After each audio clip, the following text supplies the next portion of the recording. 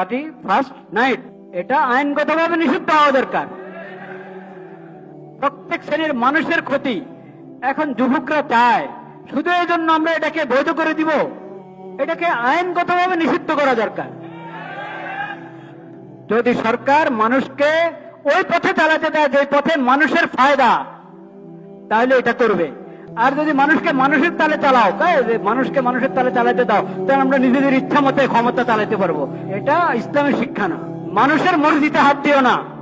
জনগণ না বুঝে কত কিছু চায়, সেটাই তো তুমি করতে দাও, তাহলে তোমার দরকার কি? সরকারের দরকার হলো যেটাতে জনগণের ফায়দা। দেখেন, জনগণকে তাদের মন মতো চলতে দিয়ে উল্টা তাদের উপরে জুলুম করতে থাকে। এটা হলো সরকারগুলোর নীতি। আমরা মনে করি যে জুলাই আগস্টের আন্দোলনের পরে যে সরকার এসেছে, সেই সরকার এমন হবে না। সেই সরকার হবে যেটাতে জনগণের ফায়দা এভাবে পরিচালিত করবে। সেই ফায়দা কোত্থেকে পাবে বলেন? নবী করিম সাল্লাল্লাহু আলাইহি ওয়াসাল্লাম সিরাতের মধ্যে কি করবে?